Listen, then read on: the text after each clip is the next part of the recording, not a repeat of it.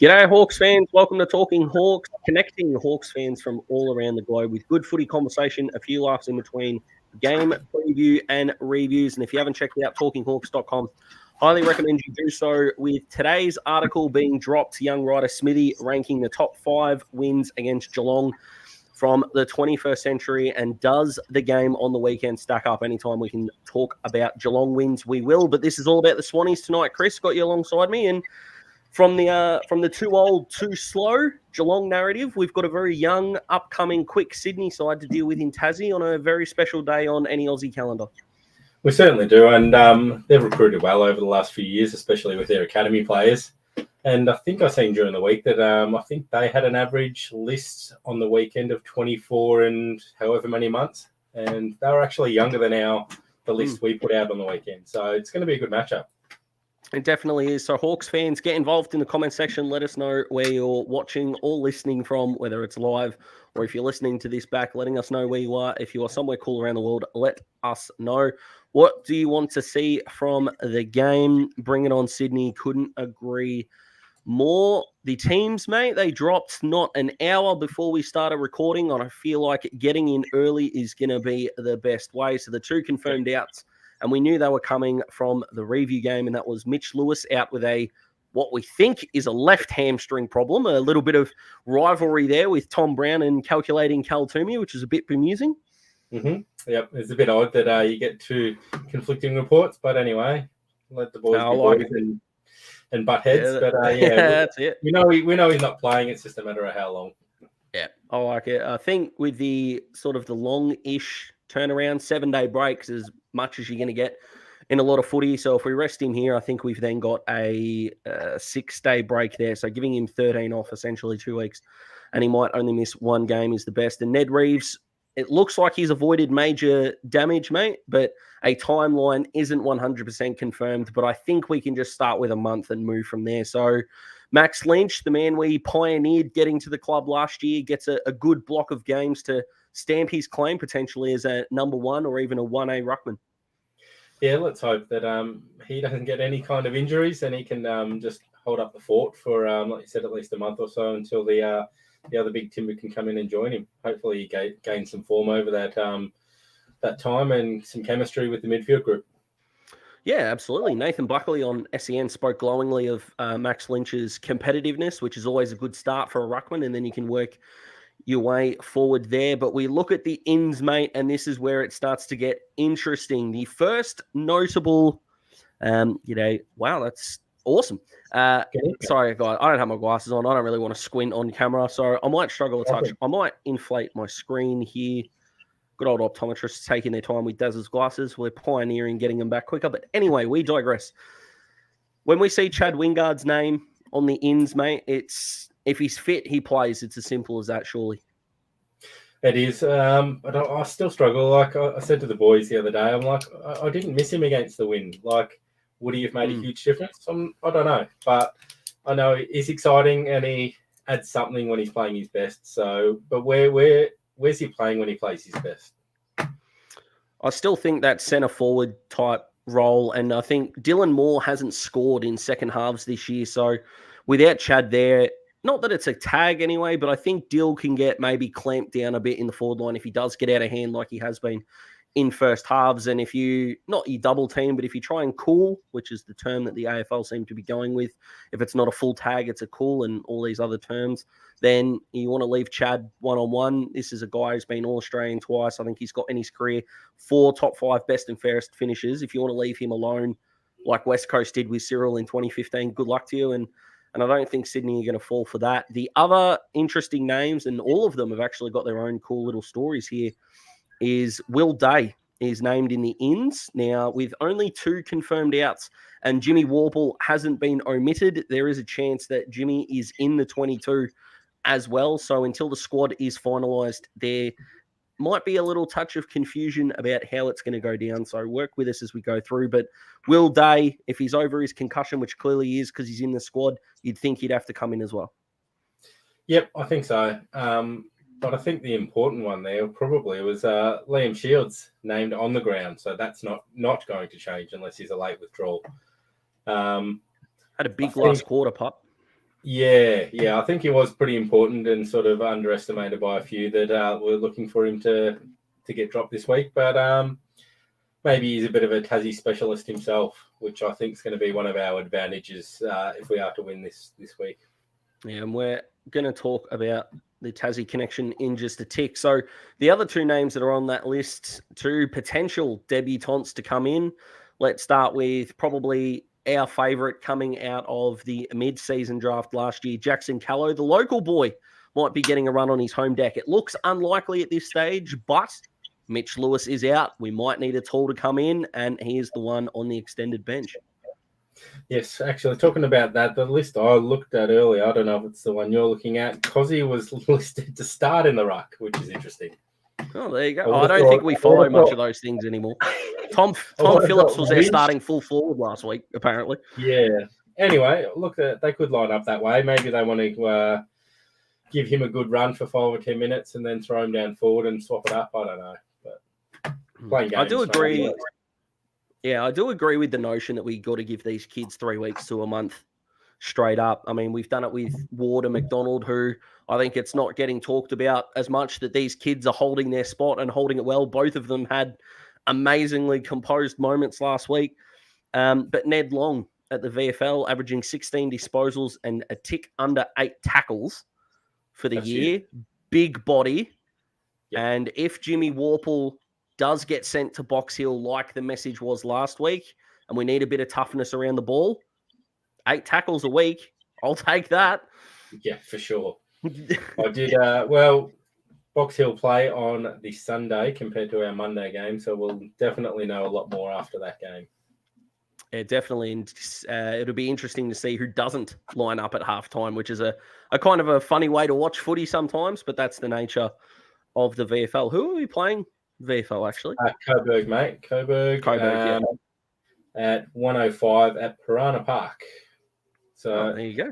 Sometimes you find them on TV. They're all listed on KO this week. Yeah, so the AFL app is live streaming all VFL games, so you can go there as well. I don't think you need to be a Telstra customer, although if you do know 100%, get it in the comments because I don't want to be wrong on purpose. So let us know. But I think what's going to be really interesting about this game is sometimes we've sat here last year and we've talked about maybe more how do we beat a team. But I think what's really impressive about this group is we can look at it as how is a group going to beat us? Because this is a really exciting brand of footy that we've presented in the first almost month and a half. Yeah, well, we've just got to play to our strengths and the ball movement that we've got working for us at the moment and the extra run off the ball, creating space and leading space for players to lead into is working. So I think that's what we need to keep doing. And at Launceston on that big ground, I'm pretty sure we should be able to pull off that game plan quite well. Yeah, I think so. And we'll talk about the Swans and what we can expect from them as well. But fans, get in those comments. Any questions, any thoughts? Who do you want in? Who do you want out? How do you think we'll go? Who's going to dominate on this day? That would be fantastic. And it'll be Sam Mitchell's first game coaching in Tassie after dominating on Launceston. I don't think anyone else has had more 30-plus disposals, 30-plus disposal games at Launceston than Sam. We would really appreciate if we could have his 30 touches on the weekend, but we digress. But it'll be a good chance it's not a homecoming of sorts, but it'll be good to see him back down there. Someone who also dominated that place is this man, Buddy. Hopefully we can contain him and he doesn't go anywhere near the number 13 this round. Who goes to Buddy? Well, Sam Frost took him last year and kept him goalless. So yes. Frosty's got the history, and once, Buddy's got different strengths to Tom Hawkins, but I think what's been really impressive about Frosty is being able to adjust in game. He played Hawkins back shoulder in the first quarter and was just getting annihilated. And as is the way Tom Hawkins does. We know he's the new Olympic diver and we know he's the new Shooting Stars meme and all that is true, but Frost needed to adjust, played side shoulder, and Tomahawk wasn't as big a factor in the second half, except when he gave away almost the game-winning 50-metre penalty. So thank you, Tomahawk, for that. But it's Frost for me. What about you? Yeah, I think so. Like you said, he's proven he matches up well, I guess, probably speed-wise. he should be able to hopefully work with him in the air. Probably not quite as strong, but don't know where Buddy's at the moment. He's obviously just coming back into the team, probably from an injury, was it? Yeah, broken finger. Okay. Or dislocated finger. Yeah, which he did in the North game. So it looks like then one of Logan McDonald or Hayden McLean will drop out. I think it's going to be Logan McDonald for what it's worth. Hayden McLean's one of those guys that could pop into the live stream now, and I don't think many footy fans would recognise him, but he is a top 10 player for marks inside 50 this year, and he's one of the best set shot converters in the last 18 months. So we need to give him his due credit, and that's the kind of task I think we give to Denver. And we let James Sicily, I know he did a fantastic job on Jeremy Cameron, but I think we let Sis go to either a third tall, whether that is Logan McDonald if he stays in the side, or someone drifting forward, maybe a Will Hayward, or someone like that, DGB. Come on, mate. We want the dream matchup. Yeah, we'll talk about that. We'll talk about that rivalry too, as well, between those two fellas. But I think Sicily plays on if it's a Will Hayward or someone like that. They're third tall, so he can intercept as well as he did last week. That would be how I would do it. Does that sound good to you? Do you think Sicily should play on the second tall like he did last week? What do you reckon? Well, he's so versatile that you can sort of do what you want with him, isn't it? It's probably more important who Denver's playing on than who Sicily's playing on. Sicily will just match up on whoever he needs to. But I guess it depends on how aggressive you want Sicily to be, running off his man, how accountable he's going to be. So I'm not too fast. I would have thought Logan McDonald's nowhere near as dangerous, but so probably, like you said, if it's a Hayward or whoever the other third is. Yeah. McLean, is it? Yeah. Yeah, McLean, yeah. So if I agree with Adrian who just commented there. I don't really hope guys get dropped because you want teams at their best, but the Denver Granger Barris v Logan McDonald rivalry is one that goes back to under 18 days. So Logan McDonald had gone, I think, 11 games in a row where he'd kicked multiple goals, played on Denver when Denver was at Swan Districts, and Denver kept him goalless that game and really established himself in the eyes of recruiters that he was the best key defender. And we're seeing now that I think we get lost in the intercept defender phase. I think everyone's looking for the next Darcy Moore in terms of this tall guy who can intercept, play a bit of one-on-one, and we've seen Darcy Moore get a 6-year deal. Whereas I look at Denver in a Jacob Wiedering kind of way. He's more dangerous without the ball because he won't let you score, and any possessions that he can get is a bonus. Do you think that's real or maybe an overreaction? No, that's a pretty fair assessment, I think, of the situation. And, yeah, he'll add a few more strings to his bow as his career develops, I think. But, like you said, his number one role is to stop the other opposition player, and he's been doing that week in, week out. So, besides, the odd little fault here or there, but all backmen do that. I think the only one that's beaten him in consecutive contests off the top of my head was Todd Goldstein, and which was surprising in and of itself because Goldie is literally the stand there, put his arms in the air in the goal square type, which you'd think might be easier to defend against. But Denver's improving week by week, and we like this question, mate. Go for it.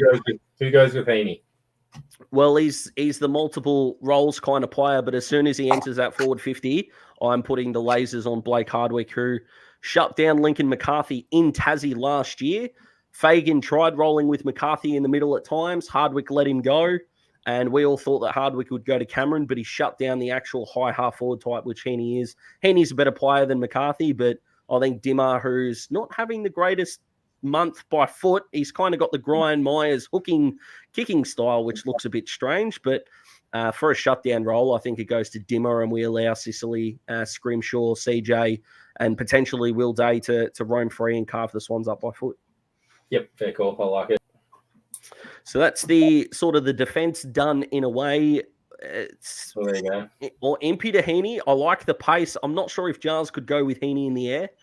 And that's a great compliment to Heaney because Jars is no slouch in the air. But I think Dimmer might just be the more well-rounded shutdown defender. I'd love to see Impey forward. I know I've said it. Do you like Tilly on Heaney? I like it. I do like it. It's going to be interesting when Heaney goes in the middle because then we'd have to change up the matchup, but you'd have to do that with Hardwick anyway. But yeah, exactly. there's just something about he's got the Bondi look, Heaney. Like, he'd be the poster boy for Bondi, and there's something about Sicily bringing him down a peg or two, because Heaney's probably top 6, top 8 in the Brownlow right now. He's just been that good at the dual role. So I don't mind the Sicily to Heaney at all. It might shut down Sis's interceptability, maybe, because the Swans have got a few forwards, but geez, that's tantalising. They might literally just zone off, and whoever's closest at the time goes to them. Yeah, that's definitely it. And we look at Scrimmer as well. We sat here last year and wondered, could he actually be a one-on-one defender? And then 3 contests in a row on the outer wing, he absolutely killed Mitch Duncan. And Mitch Duncan's no slouch either. So that could literally be it. It's zone the space, take the most dangerous player, and go from there, which would be interesting. Well, here we go. He will smash hard.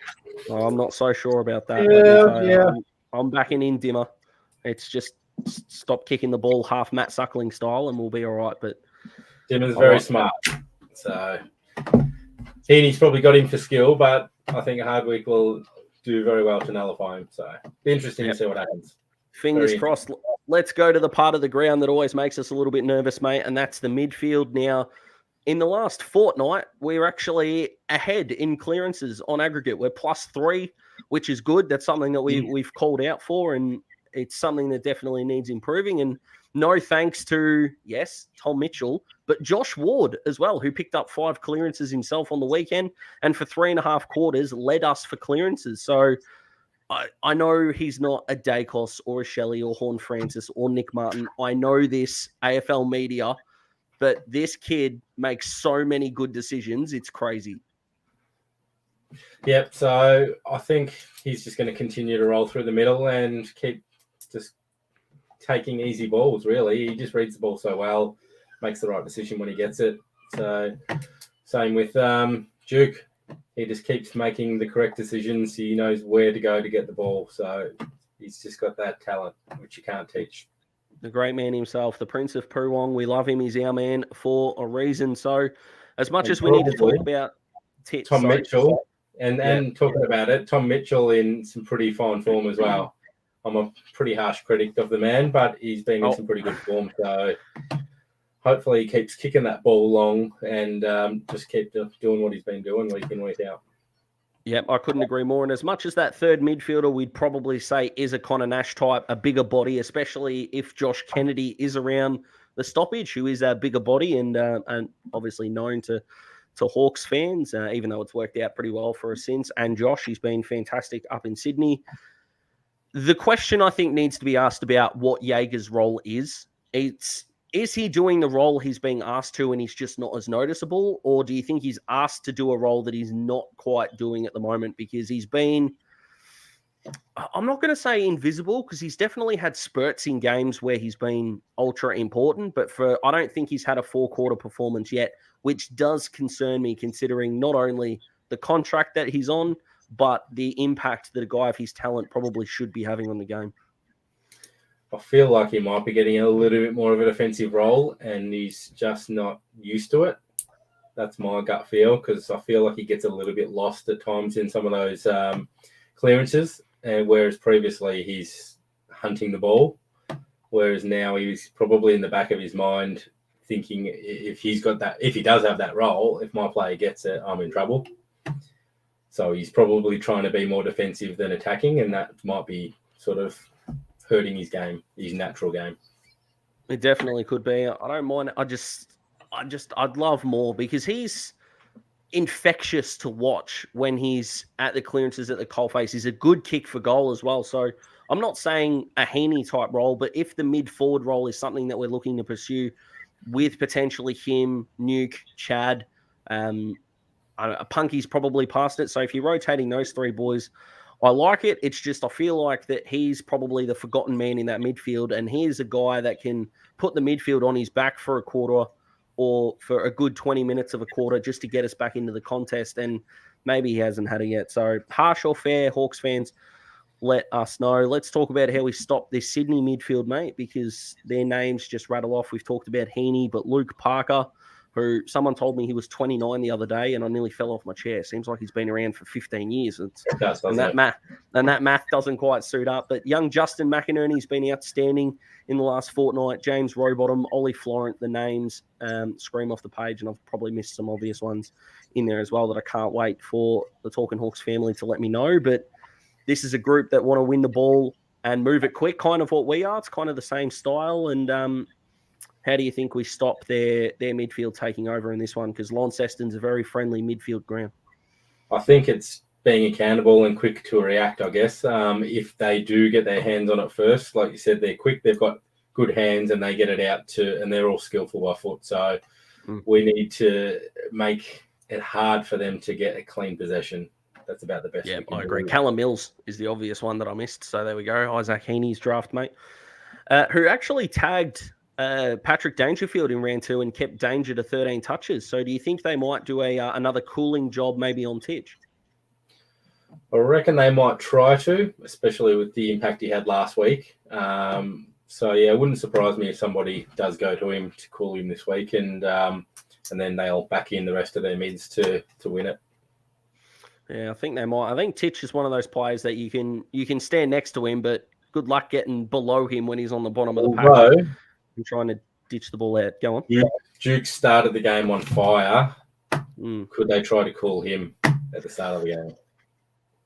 What do you think? Potentially. I don't think they do it with Mills, to be honest. Although Mills is a contested beast and they probably don't have another one. Parker, you'd argue, yes, but they're not going to use Blue Parker in a cool Kennedy, the big body Kennedy, to take out. They're playing him as a halfback flanker, which, by the way, can teams stop doing that? Dane Zorko is not a halfback flanker. Scott Pendlebury is, because he's a beautiful kick. Dyson Heppel is not a halfback flanker, but if Essendon want to keep shooting themselves in the foot, hey, I won't tell them to change their method, but I don't get it, but I actually think that helps us, because which half forward is he going to stop when we get a roll on? Dylan Moore, Chad Wingard, Luke Bruce? No, is the answer. So that's a matchup we can exploit. Yep, true. Very true. I like it. So the forward mix, mate, looks like it's going to be Jack Gunston, Jacob Kazitsky, and Max Lynch as the rotating talls. It's not going to be a lot of time on the bench for those boys. I actually think Gunners is averaging 92% this year, and considering he's coming back from a back injury, that is an outstanding effort. Do you like the small forward line approach and maybe some chaos balls going inside 50? Seems to work, and depending on the weather in Lonnie, it gets quite blowy too, so it can be advantage to the smalls. What do you think of maybe Nash playing a more prominent role as down deep forward rather than high half forward? Well, we have seen that to the Hawks' detriment, it's got to be said. Nash just needs to be around the footy as much as possible, and I hope he's not the backup ruckman. That's just everything he's been that's not an inside midfielder hasn't worked, and I commend him so much for the effort in the ruck. I really do. He won ruck contests against Tom De Koning, who, by the way, a lot of journos were predicting was going to be better than Pitto this year. And let's face it, they got that horrifically wrong. But that was the trajectory, and Nash was beating him. So I'm not saying he's bad in that position, but you're taking him out of his ideal role and trying to sort of jam him into another one. It's for the size, it would make sense, but I don't see how he's going to take 6 or 8 marks and kick 2 or 3 goals. So I think Nashy around the footy is where he belongs, and maybe it's not high balls inside forward 50, which is something Hawks fans have been crying out for ages. Maybe Sicily can pop down and kick a few. That'd be handy. Well, he had a set shot on the weekend, and for a bloke the bloke that can kick 60 with his eyes closed, why did he stab at it when he was from 35 out? Come on, sis. Yeah, just a bit of pressure, mate. A bit of pressure does it to the best of them. I think he might have stopped training. I think he's just training how to take a high ball and intercept mark, and he's not getting on the other end of the sticks, mate, but we might need to send him down there if necessary. So the Swans have got the McCartan brothers, obviously Tom, and what a great story Patrick is, regardless of what you think of Sydney. It's an outstanding story. 7 concussions. He's out there. He's 4th in the league for intercept marks, if you can believe that, Patrick McCartan, which is just an outstanding effort for a guy drafted as a forward. Do you think that, because Tom's going to go to Jack Gunston, I happily put some money on that, gamble responsibly, even though you can't bet on that anyway. That's not a market. But how do you think we can exploit Patrick potentially? Is it, run a small on him and run him around the ground, or is it have the resting ruckman or Cozzy just look at him and go, I can take you in the air? Yeah, well, I don't know what their tanks are like. I don't think McCartan's tank was very good, so I don't know what his brother's like. But maybe Kaczynski's got a little bit of a tank, doesn't he? He could probably run around and wear them down throughout the day. So might be an option to try and exploit him that way, or try to burn them out. But I think, what do you do? Because Callo's in, probably going to play deep forward. He's not going to probably get outside the 52 often, I wouldn't have thought. On the extended bench, I'd be stunned if he plays. You reckon? Yeah. I don't. The fairy tale first game. I'd love it. I'm not here to ruin dreams. I'm really not. It's just is it going to be Callow and Lynch for Lewis and Reeves? Like, surely there'd have to be more outs to accommodate Wingard and Day. I'd happily put Long down there. He's a big body, so he can take a grab. He'd be just as good, I think, an inclusion down forward. 4 points at Devonport Oval against the Tigers, and they, with all due respect, they weren't difficult shots either. He could have kicked 4 and might be debuting now. Who knows? But I think out of him and Callow, I think he's closer to a debut and would look comfortable inside 50 and probably play the role you asked me about Nash. Yes, that's what I was probably be the way to go. Looking down at my sheet, because we haven't really discussed him too much, have we? I think he could be a sneaky chance. Longy? I'd love to see it. I mean, we're going to look back, and we're already doing it now, but we've nailed this draft class. I know it's a premature call. We're only 5 weeks in. We're nearly 6 weeks. We've had 2 Victorian kids play every game. We've got Ned Long, who's on the cusp of a start. Jai Sarong's played every game for Box Hill, applying his trade really well. Andy Otten spoke nicely of him. And Sam Butler did have a slow start to the year, kicked his first goal last week, and he's going to continue to improve. As far as I'm concerned, 2 out of 5 automatic ticks. Ned Long looks like a tick, and there's no reason why the other 2 can't be good as well. Yeah. So apparently one of the McCartan boys. Tom. Yeah, he's a freak long distance. So wouldn't be Paddy. No, I'd guess not. But those 2 are going to be an interesting look, and they look for each other from the games I've watched. Whether it's intentional or not, but they seem to pass it to each other a fair bit. Yeah, they do. It was a bit like Tom and Ed Phillips at the VFL last week. They just seemingly found each other on a few occasions. So we're going to get to the fans' tips, mate. I want you to hold off on yours because my head and my heart are telling me different things, which I hate. But fans, how confident are you that we're going to win? What will the margin be? And who is going to dominate? Whether you think it's a Mitchell or a Newcomb who's going to get plenty of the ball. Maybe you think it's a Sicily who's going to take plenty of marks or someone that's going to kick plenty of goals. Who are you predicting to be the standout player? We want a winner and a margin. Get them in there as quickly as we can. Sort of the last matchup, I guess, that kind of needs to be spoken about. I think we'll go back to where we sort of started. But Lynch on Laddams.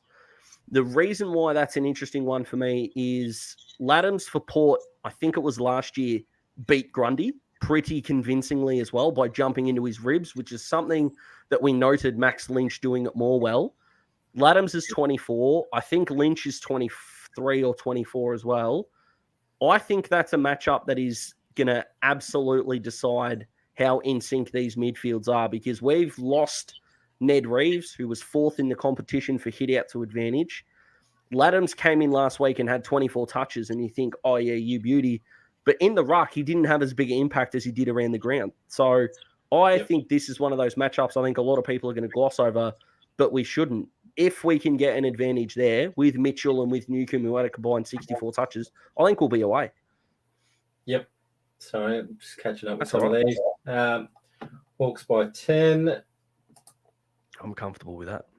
Hawks send some jitters. 26. Can you need Cozzy to kick 3 to 4? Okay, I need to ask a question about Cozzy, and I hate to do it. Is our nut jumper number 23 now cursed? Why can none of our 23s catch the thing? Yes, Timo Tim O'Brien in his draft year took an unbelievable amount of marks. Cozzy last year took an unbelievable amount of marks wearing 34. We've put him in the 23, and the poor bloke couldn't catch COVID in a kindergarten. What is going on here? Enlighten me, I mate. don't know that we gave Adrian his shout out last week. Adrian tipped the boys for Maury to kick 4 last week, and he did. He did it quickly too. And we'll need him to score in the second half. The Swans are one of the better scoring teams in the league. Tom Mitchell, 3 votes. Geez, we've heard that plenty of times. Hawks by 2 points if Buddy doesn't play. Buddy's been named, so you're going to say you're telling us we're going to lose? That's a real, not passive aggressive. That's just a real 50 cents each way. Hawks to Roo inaccurate goal kicking down in Tassie definitely could happen, but I think Gunners and Luke Bruce are going to deal with the wind magnificently. So I think Jack is due to rip a game open. So I'm actually going to go. Oh, Scott, we agree. Gunners with 5. I was literally about to say it. I reckon he kicks 5 straight, and I'm kind of talking myself into a win here. Yeah, it needs to kick the footy more, CJ. Come with his exact score lines. He loves it. He does. And how bad do we think the wind's going to be? I know Tassie's a windy place, but oh boy. Try with a lazy 38.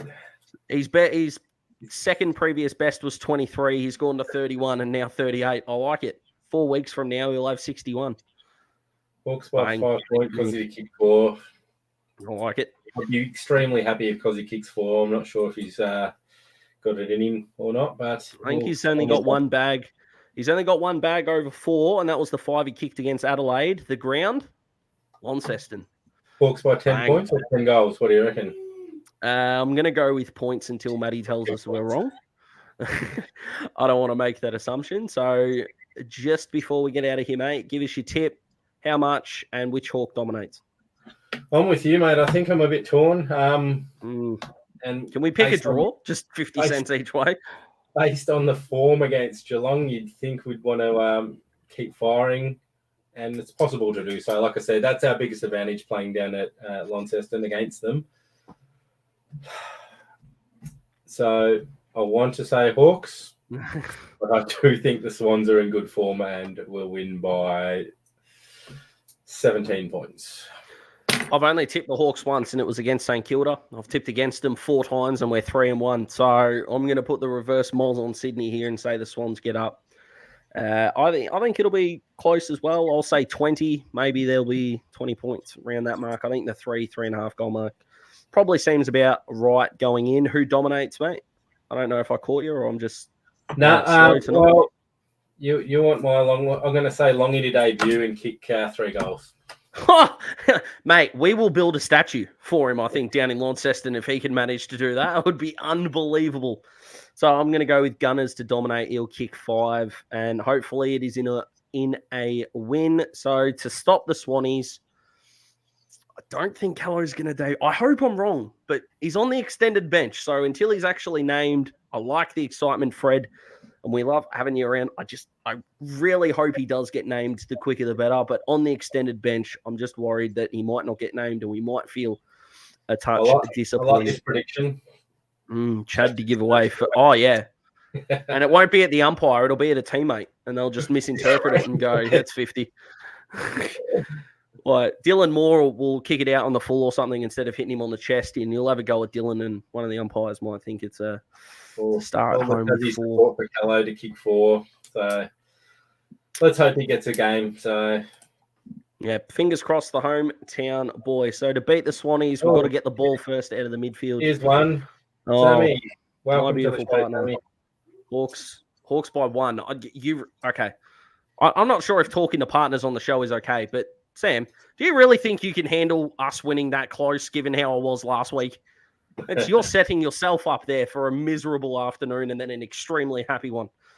So let's stop the Swannies, mate. Get the ball in the midfield. Hopefully keep Heaney quiet and make sure their intercept defenders don't carve us up. And, of course, for us, using the ball really well. Good use inside 50 and intercept well in the back half. There goes the blood pressure. Yeah, Con, I'm with you. I'm fragile, man. Stop doing this to me. I think I've caught up with the comments, mate. I think we can 20 points is a good threshold for me. Otherwise, the Big Daz isn't going at his best. So visit talkinghawks.com for the latest articles, all of these videos. Like we said, Smithy's got a brand new piece up, which we love, about the top 5 wins over Geelong from the 21st century. Kind of hard for us to go further back, considering Smithy and I are a bit too young to remember that. Not trying to make anyone feel old. It's just the nature of the beast. So go check that out. The written statistical preview for the Swans game will be going up Saturday morning. We'll promote that and all those good things. And last but not least, mate, the sponsorship, the player sponsorship for Jai, Denver, and CJ. What seasons those 3 boys are having in vastly different roles, but dominating. If you are interested, we'll put a comment. It'll be the pinned comment in this video. We've got posts up on Facebook, Instagram, and Twitter, so you can get involved there. Also on the Talking Hawks homepage, there'll be a link there if you want to get involved. Those boys are magnificent, and we want to get around them, much like you guys have gotten around us, and we are humbled by, mate, and excited for what comes next. There we go. Just done it then. Talkinghawks.com, I believe it is. You'll find the link in there. Yep, you absolutely will. So let's head off, mate. It's been a joy. Fingers crossed the Hawks get up. And on a very special day, Anzac Day, so we thank all of those from whenever and wherever they served. We thank you as humble Australians for your service, and fingers crossed we can pack out Launceston and we can get a huge TV rating for those that can't get there. If you see the organizations, the charity organizations selling poppies and all those merch, and you can dip into the pocket, mate, and contribute to probably the best cause in the country, if we're being honest. And other than that, we're pretty much out of here. Fingers crossed the Hawks win. We'll have the review Monday night, mate. It's going to be raw. It's going to be fresh because we're a bit unavailable for Tuesday with scheduling. So straight after the game, you've got Collingwood Essendon. You got the news. You get to have your dinner. And then if it goes well, you're going to get a really upbeat review. And if it doesn't go well, it might be an even more fun review. It'll be something to look forward to. All right. Let's end the rant. Let's end the ramble. Thanks, guys, for joining us. We appreciate it, and we'll see you next time. And Chris, go the Hawks. Go Hawks.